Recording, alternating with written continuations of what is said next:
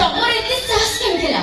ମତେ ଏଠିକି କଣ ପାଇଁ ଆଣିଛ? ଏଠିକି ଲୋକମାନେ କାହିଁକି ଆସନ୍ତି ଜାଣିନ? କାହିଁକି? ଖାନା ବେ ଲୋକଙ୍କର ବଙ୍କାକୁ ସିଧା କରାଯାଏ। ମୋର କୋଉଟା ବଙ୍କା ଯେ ତମେ ଥାନାକୁ ଟାଣି ଆଣିଛ? ମାନେ ମୋ ସବୁ ସିଧା, ସବୁ ହାତ ସିଧା, ମୋ ଗୋଡ ବି ସିଧା, ମୋ ବେକ ବି ସିଧା। କୋଉଟା ବଙ୍କା ଯେ ମତେ ଥାନାକୁ ଟାଣି ଆଣିଛ? ଅଛି ଅଛି ତୋର ଗୋଟାଏ ଜିନିଷ ବଙ୍କା ଅଛି। କୋଉଟା? ସେଟା ଭିତରେ ଅଛି। ଦି ପାହାରେ ଖାଇଲେ ପୁରା ଛୋଟ ଭଳିଆ ତୁ ସିଧା ହେଇଯିବ। ଖାଲି ଆମ ସାର୍ ଆସନ୍ତୁ ତୋ କଥା। ତମେ ଜାଣିଛ ମୁଁ କିଏ? ମୁଁ ଜଣେ ଇଞ୍ଜିନିୟରିଂ ଛାତ୍ର। ତତେ ଟିକେ ଲଜ୍ଜା ଲାଗୁନି ସେ କଥା କହିବାକୁ? ଦିନୁଟାରେ ରାସ୍ତା କଡ ବସି ମାରେ ପିଉଛି କହିଲା କଣ ମୁଁ ଇଞ୍ଜିନିୟରିଂ ଛେତେବି।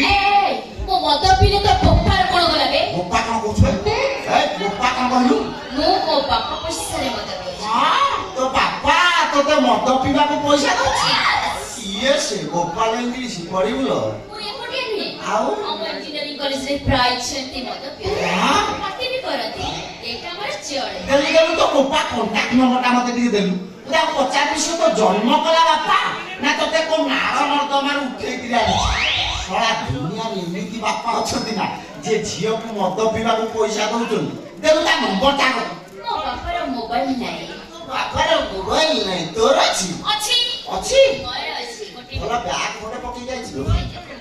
এই দেখো Oppo 26 Pro 48,000 ଟଙ୍କା। ତୋର ଗୋଟେ ଫାଡିଆ ପ୍ରୋ ତୋ ବୋପାର ମୁଳୁରୁ ନାହିଁ।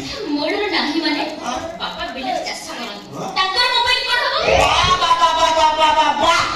ଶଳା ବାପା ବିଲରେ ଚାଷ କରି କେତେ ପରିଶ୍ରମ କରି ପଇସା ପଠଉଛି, ଝିଅଟି ଇଞ୍ଜିନିୟରିଂ କରିବାରେ ମା ଦେଖିକି ରାସ୍ତା କଡରେ ଗଡୁଛି। ତତେ ମାନିଲି ଅନେଇନୁ?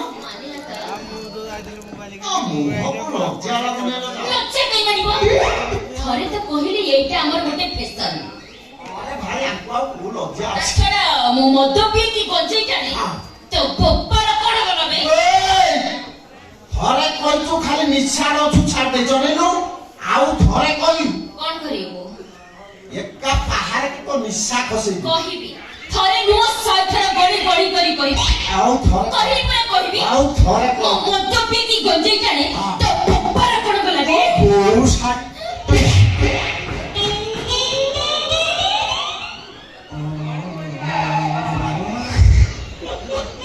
ये किला भी तू लाउछु मुसिया सेथे माल लड़ अछि। तळे पड़ी गले हते नित होबनी मुंड खराब हे जबती हो ना रमेलु तू बुढ़ा सब चली जो ताकू नै तू को जागा रे पुरौछु बे जीवन धन्य हे गला। बोले ए तमरा खाली भी तू उतराता होछ न जानिछु मद पीले गंजे टाले कोन हबो? छुआ पिला हबो नै बांझ होई बुलिबो। तम मुंड खराब हे गलानी। मो मुंड खराब हे गलानी।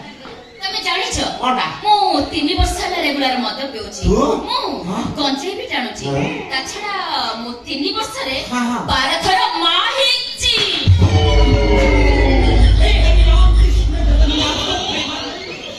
12 थर मात्र 12। 3 वर्ष रे 12 थर मा हेछि। ବର୍ଷକୁ 4-4ଟା ଛୁଆ ଗଳି ଦଉଛି। ଇଏ କଣ ଛୁଆ କନେ ବାଲି ଝରେ ହାତରେ ବିକୁଛି ନା କଣ? ଏ ନାଇଁ ରେ ଭାଇ, ଇଏ ଖୁଣ୍ଟ ବନ୍ଧା ଗାଈ ନୁହଁ। ମତେ ଲାଗୁଛି ସେଟା ବଜାର ବୁଲା ଜରି ପେପର ଖିଆ ଗାଈ ନା ଗାଈ ନୁହଁ। ମତେ ଲାଗୁଛି ତା ପେଟ ଭିତରେ ଗୋଟେ ଛେଳି ଇଞ୍ଜିନ କଜା ହେଇଛି। ଓଲି ଛୁଆ ନା ମିଛ କହୁଛୁ? ମିଛ କାଇ କହିବି? ଯୋଟା ସତ କଥା କହିଲି। ତୁ ମା କେମିତି ହବୁ କିଲୋ? ତୁ ପା ମୁଲୁ ପା ହେନୁ ଲୋ। ପା ନହେଲେ ମା ହେଇ ପାରିବନି ଏଟା କିଏ କହିଲା? ନା ବେ ତୁ ହେଇ ପାରିବନି କାଇଁ ନା ବୋଲ। ହେଇ ପାରିବିନି। ମୁଁ ପା କହିଲି ତୁ ହେଇ ପାରିବୁ। ପରୀକ୍ଷା କରି ଦେଖୁ ନା। ମୁଁ ପା ଥରେ କହିଲି ତୁ ହବୁନି। ହେଇ ପାରିବିନି ନା। କାଇ ତମର କଣ ନାହିଁ? ମୋର ନାହିଁ। କୋନଟା ନାହିଁ? ବିଶ୍ୱାସ ନା ମୋର ଅଛି। ତମର କଥା ନିଜ ଉପରେ ବିଶ୍ୱାସ ଅଛି ମୋର ବି। କହିଲି ବା ଥରେ ତମ ଉପରେ। ଥରେ ତା କହିଲି ଅଛି। କହିଲି ଥରେ ନାହିଁ ନାହିଁ ନାହିଁ। ଅଛି ଅଛି। जेंट्स बोले से लेडीज को हाथ उठो खराब कर देबी, एकदम खराब कर देबी। तू किए बे खंडगिरी हनु?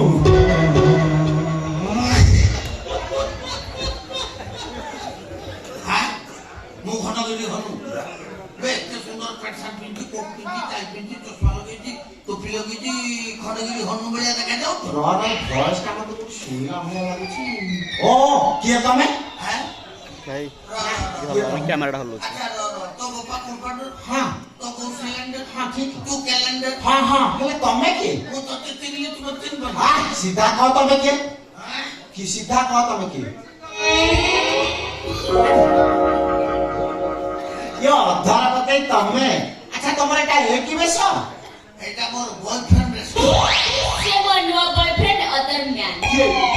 ଇଏ ବୟଫ୍ରେଣ୍ଡ? ମୋ ବୟଫ୍ରେଣ୍ଡ ଏ ଭାଇ ଭାରତ ଆଗେଇଛି। କାଇଁ ଆଗେଇଛି ନା ମୁଁ ଭାବୁଛି ତମେ ଭଳିଆ ବୁଢା ଭଳିଆ ଯଦି ବୟଫ୍ରେଣ୍ଡ ହେବେ ଆମ ଭଳିଆ ଛୋଟା ଟୋକା କୋଉ ଫ୍ରେଣ୍ଡ ହେବେ? ଅନ୍ଧାରିଆ ଗଛ ମୂଳକୁ ଯିବ ଓ ଡାର୍ଲିଂ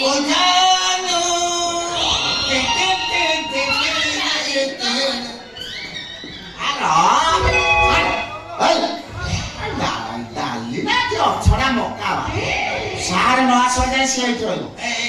କଣ? ଆରେ ଭବିଷ୍ୟତରେ ସେ ତ ବୁଢୀ ହବ ରେ ଓହୋ ତମେ ତାହେଲେ ତାକୁ ନବାକୁ ପାଇଥିଲ। କଣ କରିବୁ କହିଲୁ ତାର ଆଉ କିଏ ଅଛି କହିଲୁ ଇଞ୍ଜିନିୟର ବିଏନ୍ ଷ୍ଟୁଡେଣ୍ଟଟା ହେଲେ ଏମିତି କଣ କରିବୁ ହେଲେ ତୁ ତାକୁ ଥାନାକୁ ଧରି ଆଣିଛୁ ତୋ ରାଗଟା ଜି ସାପ ମେଜରରେ ପହଞ୍ଚିଗଲାଣି କଣ କଲା ତମେ ଟିକେ ତାକୁ ପଚାର। ମୁଁ କହିଦେଲି ହଁ ଆଚ୍ଛା ଜାନୁ ଡାର୍ଲିଂ मेरे दिल ଡାର୍ଲିଂ मेरे हाथ ଡାର୍ଲିଂ मेरे प्यार ଡାର୍ଲିଂ ତମେ କଣ କରିଛ ମୁଁ ରୋଡ ସାଇଡରେ ବସି ଟିକେ ବିୟର ପିଉଥିଲି। ତାପରେ କଣ ରହିଲା ପରେ ରୋଷେଇ ଦୋଷ ବିୟର ପିଉଥିଲା। ମତେ କଣ ଶୁଣିଲା ଆଗେ ଥଟା ପଚାର। ମୁଁ କଣ ଖାଲା ହଁ ମୁଁ ପଚାରୁଛି କଣ ପଚାର ତାକୁ ଫେରିକି କଣ ଏମିତି କରି ପକେଇଲା ତାକୁ ତମେ ଥାନାକୁ ଧରି ଆଣି ଗୋରୁ ମଣିଷ ଭଳିଆ ବାଡଉଛ ମୁଁ ପଚାରୁଛି ତାର ଅପରାଧଟା କଣ ଏ ଝିଅ ପିଲାଟା ଦିନ ଦ୍ୱିପହରେ ରୋଡ ଉପରେ ବସି ବିୟର ପିଉଛି ଗଞ୍ଜେଇ ଟାଣୁଛି ସେଟା ଗୋଟେ ଅପରାଧ ନୁହଁ? ଓହୋ ଯୋଉ ପିଲାଟା ବିୟର ପିଉଛୁ ଗୋରୁ ଟାଣୁଛୁ ସେଇଟା ଉପରେ ଦେଇଗଲା ହଁ। ଏ ତୁ ବା ପୋଲିସ ବାଲା କଣ ଏ ପୋଲିସ ବାଲା ଏ ମଦ ପିକି ଗ୍ରାଣ୍ଡରେ ପଡୁଛୁ ସେଇଟା ଅପରାଧ ହଉନାହିଁ ମୁଁ ଆଉ ପିଉନି। ପିଉନୁ ମୁଁ ଛାଡି ଦେଇଛି। ଏ ସୁଜାପଟା ବାହାଘର ପା ସେଦିନ ମଦ ପି ସେ ରବିହର ପିଣ୍ଡାର ମାଇକ କୁଣ୍ଡଉଥିଲା ମୋ ବୋଉ ପାଟି କଲା ମୁଁ ଛାଡି ଦେଇଛି। ଛାଡି ଦେଇଛୁ ନା ଆଉ କଣ? ଆରେ ତୁ ଯଦି ବୁଝୁନି କି? କୋଉ କଥା? ଆରେ ସରକାର ଘୋଷଣା କରୁଛନ୍ତି ହଁ। ଯିଏ ଯୋଉ ରେଟରେ ଯେତେ ଅଧିକା ମଦ ବିକିବ ହଁ। ସରକାର ତାକୁ ସେତେ ପୁରସ୍କାର ଦେବେ ନା ମ। ଆଉ ଏ ସରକାର ପରା 100 ମିଟର ଗୋଟେ ବିୟର ପାର୍ଲର କରୁଛନ୍ତି ହଁ। ଭବିଷ୍ୟତକୁ ଦେଖିବୁ ଘରେ ଘରେ ବିୟର ପାର୍ଲର ଆମ ଘର କରିଦବ। ହଁ ଏ ଲୋକ ଆଉ ପାଣି ପକେଇକି ମାଂସ ରାନ୍ଧିବେ ବିୟର ବିୟର ପକେଇ ମାଂସ ରନ୍ଧା ସେ ଟେଷ୍ଟିଂ ରେ ଅଲଗା ବୁଝିପାରିଲ ହଁ, ହଁ। ଏଣିକି ମାଂସ କଷା ହଁ। ଇଆଡେ ବିୟର ହଁ। ମାଂସ କଷା ବିୟର ମାନେ ଭବିଷ୍ୟତରେ ଦେଖିବୁ ହଁ। ଦିନ ଆସିବ ଲୋକ ଆଉ ପାଣି ନେଇ ଝାଡ଼ା ଯିବେ ଆଉ ବିୟରରେ ପଛପଟେ କାମ ପଛ ମୁଣ୍ଡେଇ ହବ। ହବ ନା କଣ କହନ୍ତି ତ ମୁଁ ହେଲା ଯେ ପକେଇ ତମେ ଯାହା କହୁଛ ଠିକ ହେଲେ ସିନା ଝିଅ ପିଲାଟା କଣ ଭାଷାଇ କଣ ଭାଷାଇ ତୁ କଟକ ଭୁବନେଶ୍ୱର ଯାଉନୁ ମୁଁ ଯାଉନି। ଯା ଯା କଟକ ଭୁବନେଶ୍ୱର ଯା ବେ ବିୟର କାଉଣ୍ଟର ମଦ କାଉଣ୍ଟର ଆଉ ପୁଅ ପିଲା ନାହାନ୍ତି ଝିଅ ପିଲାଙ୍କର ଲମ୍ବା ଲାଇନ ଓ ଡାର୍ଲିଂ ଡାଲମିଟା ତୋର ଭଲ ହଉଛି। ଆଜି ଆମର କଥା ହେଇଥିଲା ଚଟଣୀ ରୋଡରେ ବସି ଆମେ ସାଙ୍ଗ ହେଇ ବିୟର ପିଇଥିଲୁ। ମୋର ହାତ ତମ ବିୟର ଆଣିଛି ତମ ପାଇଁ ମୁଁ ଆସିବି ଆଣିଛି। ଆସି ଏ ମୋ ତୁ କଣ ନେଇ ତୁ କଣ ନେଇ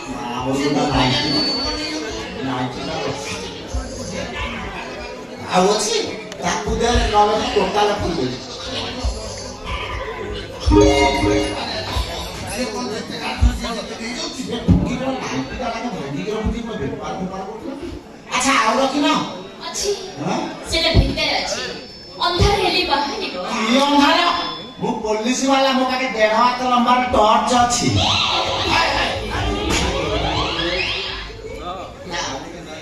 पुलिस वाला है तो कौन कलेक्टर है हां कौन डेढ़ हाथ तो तू कौन हो के मुंडा को करूची सरकार बोलो मु केते तक तोड़ दे ତମେ ତାକୁ ପ୍ରେମ କରୁଛ? हां ସତେ इश इश वे मु बोलू ଆଉ ସିଏ ମତେ ପ୍ରେମ କରୁଛି ନାମ କାଇଁ କଥା କାହିଁକି?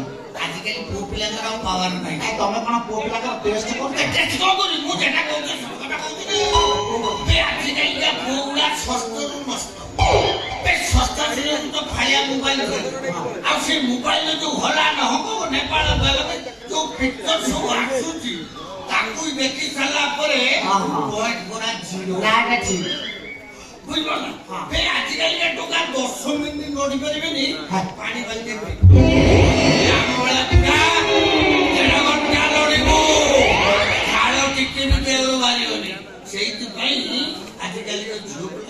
ତମ ଭଳିଆ ଟୋକାକୁ ଛାଡ଼ିକି ଆମ ଭଳିଆ ବୁଢ଼ାକୁ ପ୍ରେମ କରୁନା ନା ଠିକ ତାଳୁଆ ସମ୍ଭବ ଏଠୁ ବିଶ୍ୱାସ କରିବୁନି ମାନେ ତତେ ମିଛ ମତେ ସତ ଏଇ 2 ଦିନ ତଳେ ମାଡାମର ମୋର ଗାଡି ଷ୍ଟାର୍ଟ କରିଥିଲେ ଡାର୍ଲିଂ ଗାଡିଟା ମୁଁ ଷ୍ଟାର୍ଟ କରି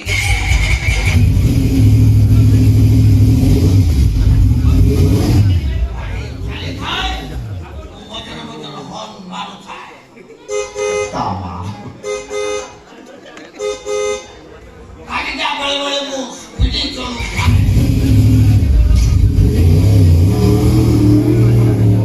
ସମୟ ପଡ଼ିଲେ ଗାଡିଟାକୁ ବି ସ୍ଲୋ ଚଲଉଥାଏ ଆଉ କିଛି ସମୟ ପରେ ମ୍ୟାଡାମ କହିଲେ ବାଧା ହେଲାନି ଶୋଇପଡ଼ା ନା ଭଲ ଗାଡି ଚଲଉଛ କଣ୍ଟି ଗାଡି ଚଲାମ ତମର ନା ସ୍ଲୋ ବେଳେ ଠିକ ଚଲଉଛ ମୁଁ ଦେଖୁଛି ସ୍ପିଡି ବେଳେ ଟିକେ ହାତ ଛଦିଆଉଛି କିନ୍ତୁ ପକେଇ ହର୍ନ କାଇଦାରେ ମାରୁଛି ସ୍ପିକର ଫଟେଇ ଦବ ତମେ ନା ଜଣା ପଡିଗଲା ତମେ ଜଣେ ପୁରୁଣା ଡ୍ରାଇଭର ଆଉ ପୁରୁଣା ଡ୍ରାଇଭର କଣ କହୁଛୁ ବେ Raleigh cycle Vespa scooter hybrid bike four wheeler ମୋ ଜୀବନ କାଳ ଭିତରେ କେତେ ଗାଡି ମୁଁ ଚଲେଇଛି ତାର ଠିକଣା ନାହିଁ ଗାଡି ଚଲେଇ ଚଲେଇ ବାଳ ନାହିଁ ଆଜି ମୋର ଏଇ ନିର୍ବାଳ କଥା ଖରାପ ଯିବା କିଛି କିଛି କିଛି ସାର୍ ନ ଆସିବା ଯାଏ ସେ ଏଇଠି ରହିବ ସାର୍ ଆସିବେ ଦେଖା କରିବ ତାପରେ ଯିବ। Calendar!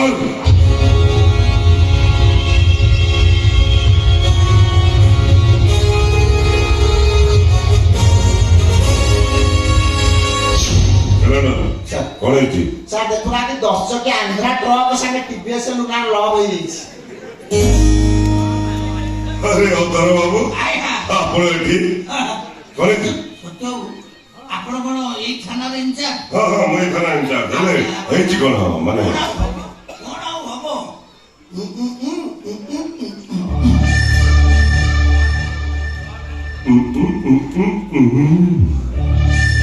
ସତ୍ୟ କଣ ମୁଁ ଆଉ କହିବି ଝିଅ ପିଲା କଣ କେମିତି କଣ କରି ପକେଇଲା ଏଇ ପୁଲିସ ବାବୁ ତାକୁ ଧରି ଆଣି ଥାନା ଭିତରେ ଗୋରୁ ମଇଁଷି ଭଳିଆ ବାଡଉଛନ୍ତି କ୍ୟାଲେଣ୍ଡର ଘଟଣା କଣ? ସାର୍ ଝିଅ ପିଲାଟା ଦ୍ୱିପହରେ ରୋଡ ପଟାର ସୁଧା ପିଅର ପିଇଥିଲା ମୁଁ ତାକୁ କହିଲି ସାର୍ ସାଇଡ୍ ହେଇକି ଯାଇ ବସି ପିଉନ ପୁଣି ଗୋଟାଏ ରଖିଛି ପିକା ମାଇଲା ଗୋଟାଏ ପିକା ଏକାରେ ଧୂଆଁ ଛାଡୁଛି ରକେଟ ବାଜା ମୁଁ କହିଲି ଏଠି କଣ ସବୁ ହଉଛି ମତେ ଫଟ କିନା କହୁଛି ଏ ଗାଲେ ନା ତମେ ଜଣେ ଜେଣ୍ଟସ ଅଫିସର ଲେଡିଜ ଉପରକୁ ହାତ ଉଠେଇଲେ ପରିଣାମଟା କଣ ହୁଏ ତମେ କଣ ଜାଣିନ? ତା ବୋଲି ସାର୍ ଝିଅ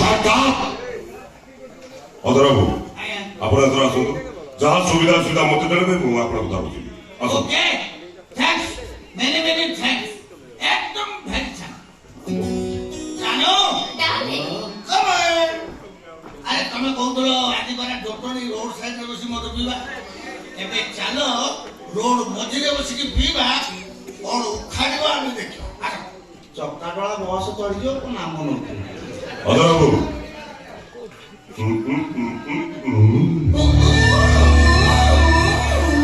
ଏ ମା ତୁ ଯା ନା ଭଲ ଷଣ୍ଢ ଗୋଟା ଯୋଗାଡ଼ କରୁଛୁ କ୍ୟାଲେଣ୍ଡର ସୂର୍ୟ ଭଣ୍ଡା କିଛି ମାନିଲା କଣ ଆଉ ମାନିବ ସାର୍ ସାର୍ ସେ ଯେତେବେଳେ କିଛି ଭୁଲ କରିନି ମାନିବ କଣ ସୂର୍ୟ ପଣ୍ଡା ତା ମୁହଁରେ ସବୁ ଦୋଷ ମାନିଛି ସାର୍ ସେ ଯଦି କିଛି କରିଥାନ୍ତା ଏତେ ମାଡ ଖାଇସାରିଲା ପରେ ବି ଏମିତି ମୁକ ହେଇ ବସିନଥାନ୍ତା ସାର୍